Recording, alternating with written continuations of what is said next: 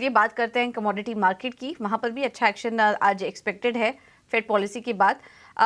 रणनीति बताने के लिए हमारे साथ एचडीएफसी सिक्योरिटीज से अनुज गुप्ता जुड़ चुके हैं। अनुज, थैंक यू सो मच समय देने के लिए। फेड का जो फैसला आया, कैसे एनालिसिस किया आपने, और उसके बाद कमोडिटी मार्केट में कैसा एक्शन आप देख रहे हैं आज? चांदी से पहले शुरुआत कीजिए। पूजा जी, गुड मॉर्निंग। देखिए, फेड ने जो डिसीजन दिया कि वो आगे इंटरेस्ट रेट और डीपर कट कर सकते हैं, हालांकि इस बार तो स्टेबल रखा है। तो जैसा हम एक्सपेक्ट कर रहे थे वैसा ही इन्होंने डिसीजन दिया है। और उसके बाद हमने देखा कि डॉलर इंडेक्स जो करीबन 4 महीने के लो लेवल पर आ गया है। और दूसरी तरफ हम देखें तो गोल्ड में करीबन $50 की एक अच्छी रिकवरी यहाँ देखने को मिली है। तो कहीं ना कहीं डॉलर इंडेक्स में वीकनेस, बॉन्ड यील्ड में वीकनेस जो है एक अच्छा सपोर्टिव फैक्टर है। तो हमें लगता है कि गोल्ड सिल्वर के लिए एक पॉजिटिव पॉइंट रहेगा। यहाँ पर हमें लगता है कि गोल्ड सिल्वर दोनों के अंदर ही आज गैप अप ओपनिंग होनी चाहिए और एक अच्छा रिकवरी जो है गोल्ड सिल्वर में, जो हमने पिछले 4-5 दिनों में गिरावट देखी थी, वो रिकवरी जो है गोल्ड सिल्वर में देखने को मिल सकती है। तो हमें लगता है कि यहाँ पर बाय का ही ट्रेंड आपको गोल्ड सिल्वर में देखने को मिल सकता है। ओके, तो बाइंग का ट्रेड रहेगा। अनुज गुप्ता, अनुज जी, टारगेट क्या देख रहे हैं आप? ये गोल्ड में हमें लगता है कि करीबन 61,100 के आसपास खरीदारी करना चाहिए। 60,800 का स्टॉप लॉस लगाए। टारगेट हमें लग रहा है ऊपर में 61,600 तक आ सकता है। सिल्वर के अंदर भी करीबन 71,300 में खरीदारी का ट्रेड बनाए। 70,700 का स्टॉप लॉस लगाए।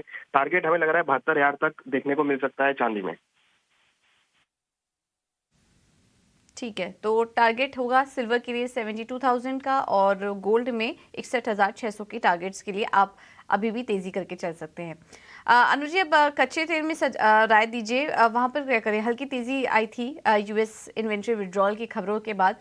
अब आगे के लिए चाल कैसी लग रही है आपको कच्चे तेल की? थोड़ी और तेजी के लिए यहाँ पर एंट्री लेनी चाहिए ट्रेडिंग करने के लिए? देखिए, डॉलर इंडेक्स में जो गिरावट आई है उसकी वजह से सभी एसेट क्लास में एक रिकवरी देखिए, चाहे वो इक्विटी हो, चाहे कमोडिटी हो, चाहे मेटल्स हो। तो हमने देखा है कि मेटल्स के अंदर भी एक अच्छी रिकवरी देखने को मिली है, क्रूड के अंदर भी अच्छी रिकवरी देखने को मिली है।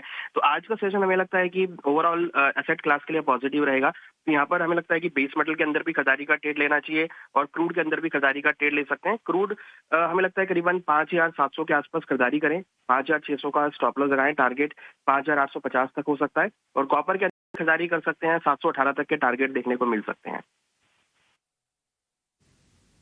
ओके, थैंक यू अनुज आपका ये सारी जानकारी देने के लिए। तो कॉपर में भी तेजी का ट्रेड लीजिए 718 के टारगेट्स के लिए, और कच्चे तेल में भी तेजी करने की सलाह है 5,850 के लिए। और जिस तरह से डॉलर इंडेक्स में नरमी आई है, उससे सभी एसेट क्लासेस में आज अच्छी तेजी देखने को मिल सकती है, तो तेजी करने की सलाह। चलिए अब आगे बढ़ते हैं और इक्विटी मार्केट में ट्रेडिंग के मौके कहाँ दिखाई दे रहे हैं, एक एक करके आपके सामने ये भी रख लेंगे। चॉइस इक्विटी की तरफ से जो कॉल्स हमें मिल रही है उसमें पहला है इन्फीबीम, तेजी करने की सलाह है। इन्फीबीम में टारगेट होगा 2550 का, और 27 के लक्ष्य तक के लिए आप यहाँ पर तेजी करके चलिए। स्टॉप लॉस सुझा रहे हैं 1990 का।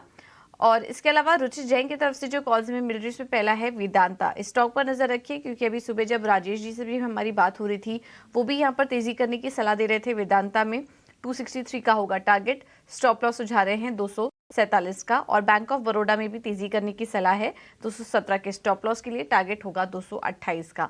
प्रभुदास लीलाधर ने दो स्टॉक्स में तेजी करने की सलाह दी है। नैल्को होगा पहला 103 के लक्ष्य के लिए, और बायोकॉन भी अच्छा लग रहा है 260 के लेवल्स के लिए। स्टॉप लॉस होगा 236 का। बायोकॉन, वेदांता जैसे स्टॉक्स आज फोकस में रहेंगे। मेटल स्पेस पूरा का पूरा फोकस में रहेगा, इस पर आप नजर रखिए। बाकी सभी कॉल्स में तेजी करने की सलाह आज हमारे एक्सपर्ट्स दे रहे हैं।